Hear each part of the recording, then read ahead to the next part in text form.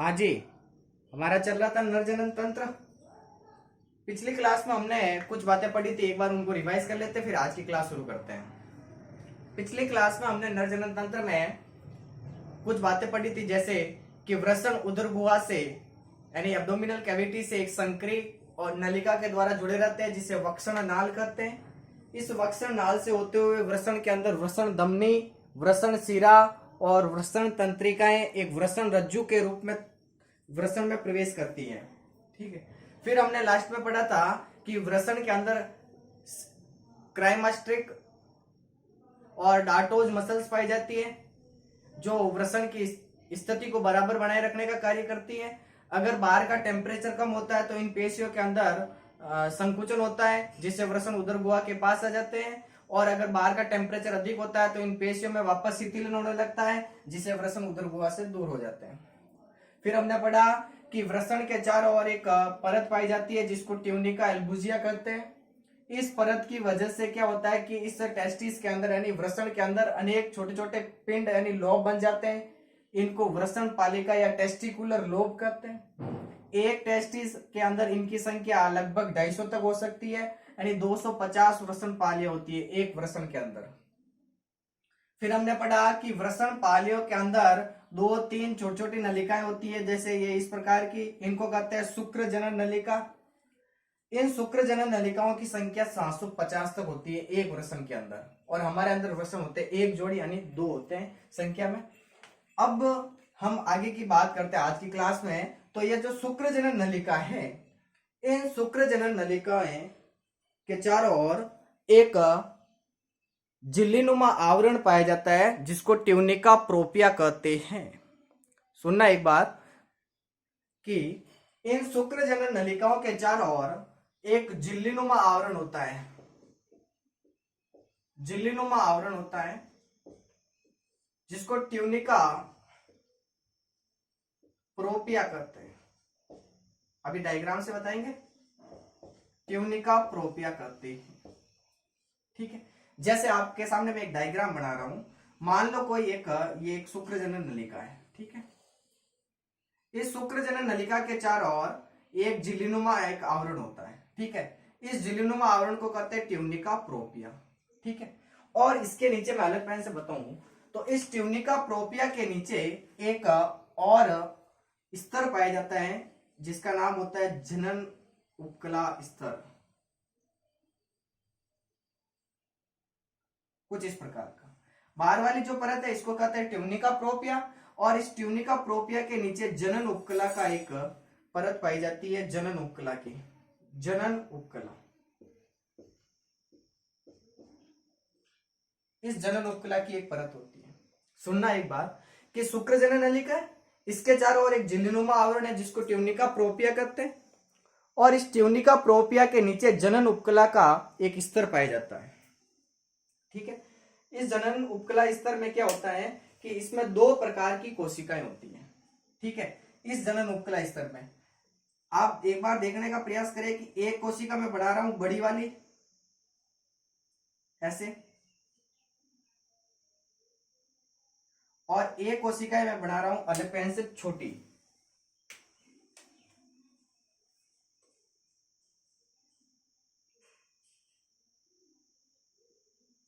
कुछ इस प्रकार की।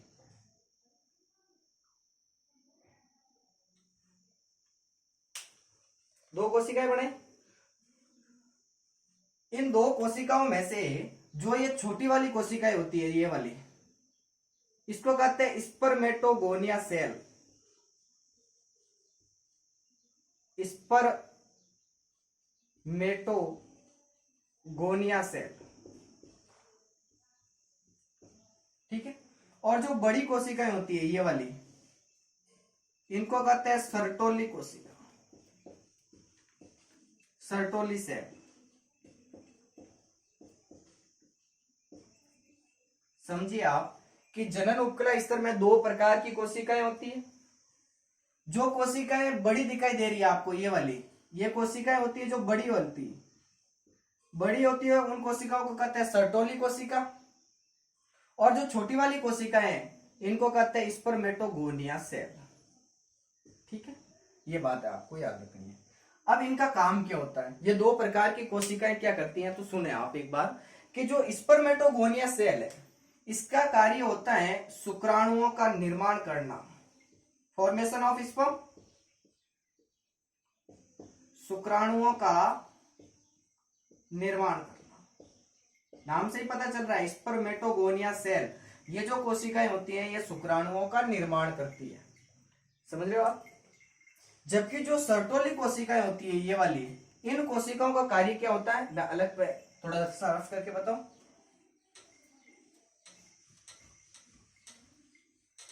जो सर्टोली कोशिकाएं होती है ये कोशिकाएं शुक्राणुओं को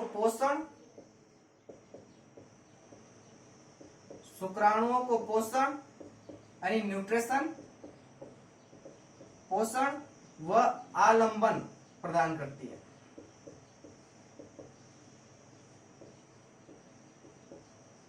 ठीक है, ये दो बातें आपको याद रखनी है कि प्रत्येक शुक्रजनन नलिका के चारों ओर एक झिल्लीनुमा आवरण होता है। इस आवरण को कहते हैं ट्यूनिका प्रोपिया। इस ट्यूनिका प्रोपिया के नीचे जनन उपकला का एक स्तर पाया जाता है, ये वाला जो मैंने रेड पेन से बनाया अंदर की ओर। इस जनन उपकला स्तर में दो प्रकार की सेल्स होती है, कोशिकाएं होती है। एक कोशिकाएं जो छोटी होती है इसको कहते हैं स्पर्मेटोगोनिया सेल, और एक कोशिका जो बड़ी होती है ये वाली, इनको कहते हैं सर्टोली सेल, सर्टोली कोशिका। स्पर्मेटोगोनिया सेल छोटी है, सर्टोली सेल बड़ी होती है। स्पर्मेटोगोनिया सेल शुक्राणुओं का निर्माण करती है, जबकि जो सर्टोली कोशिकाएं होती है ये शुक्राणुओं को पोषण और आलंबन प्रदान करती है। तो ये दो बिंदु आपको याद होने चाहिए, पहले यहां तक हो जाएगा। कोई डाउट, आगे चले, चलो ठीक है। इसके बाद में और क्या होता है, तो आप इस डायग्राम को देखो।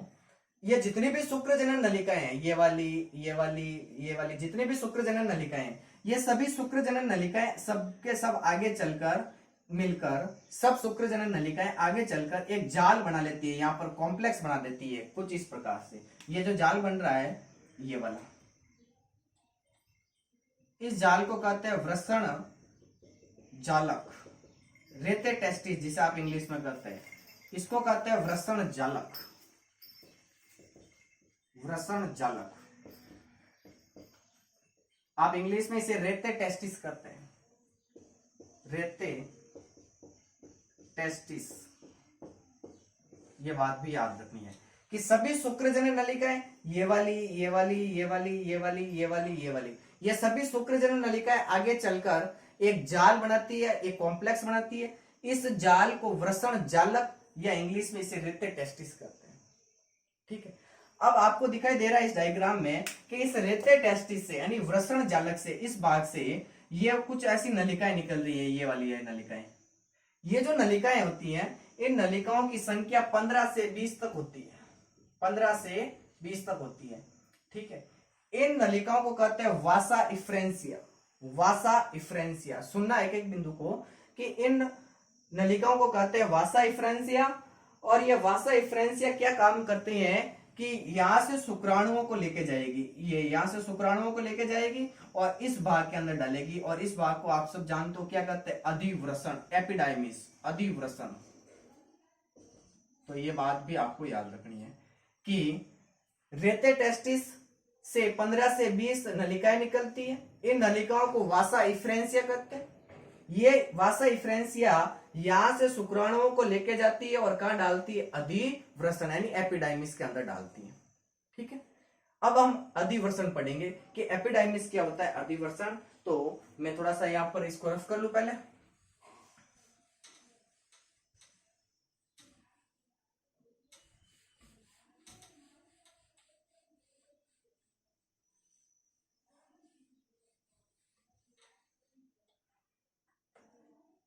तो हम हमारा टॉपिक है अधिवृषण, एपिडाइमिस जिसे आप इंग्लिश में कहो तो अधिवृषण।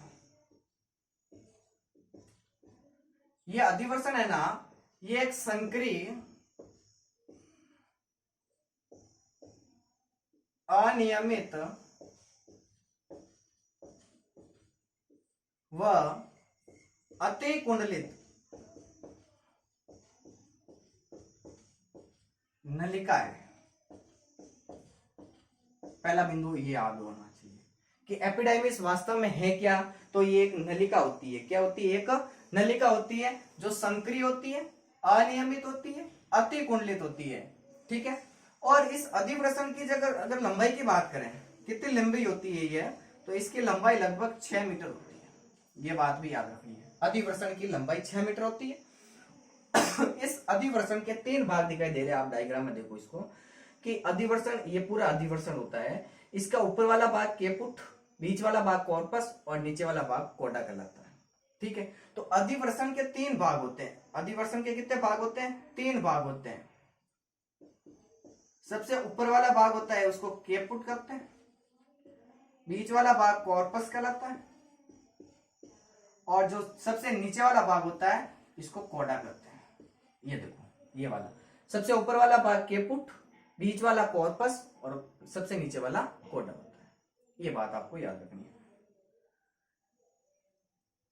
ये अधिवृषण काम क्या करता है, इसका कार्य क्या है, तो इसके 2 कार्य होते हैं। कितने कार्य होते हैं? अधिवृषण के 2 कार्य होते हैं।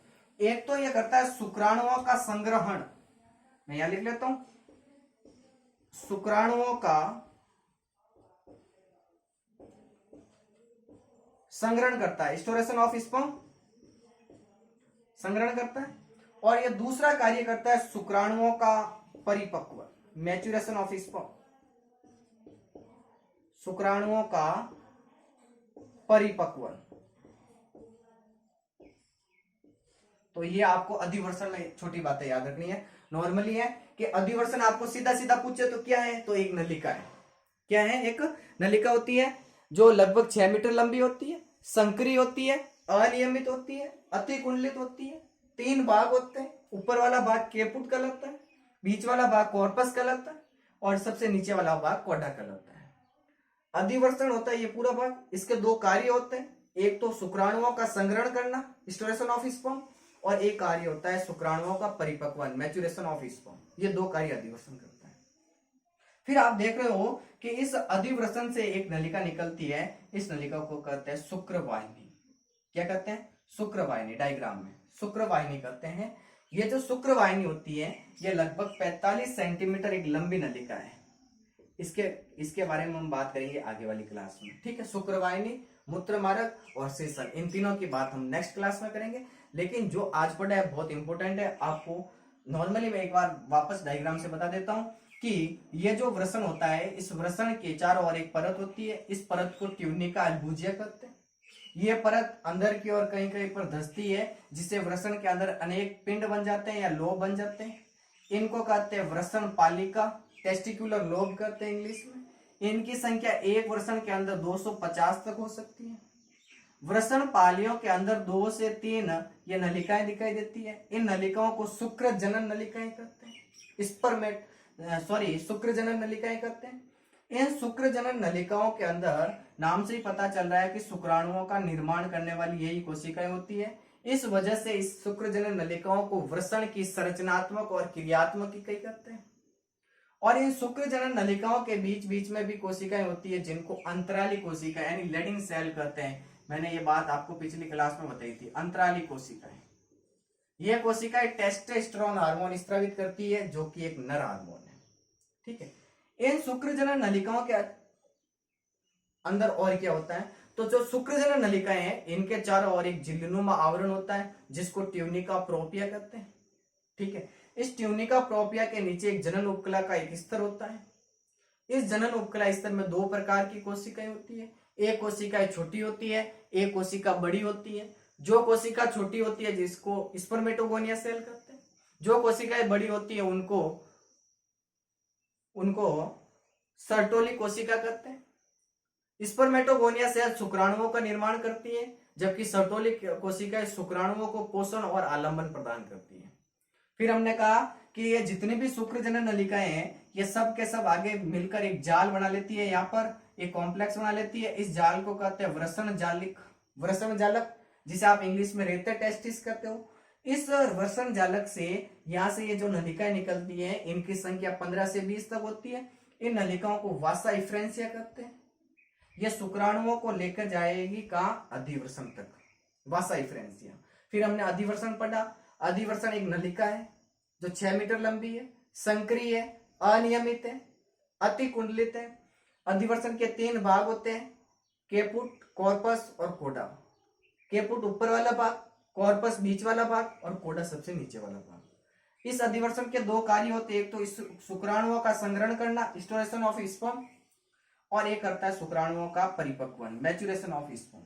इसके बाद में देखो इस अधिवर्षण से ये निकल रही है शुक्रवाहिनी, इसको हम नेक्स्ट क्लास में पढ़ेंगे। इसकी लंबाई लगभग 45 सेंटीमीटर होती है। ये वाला बिंदु आपको याद होना चाहिए। धन्यवाद आज की क्लास के लिए, मिलते हैं अगली क्लास में।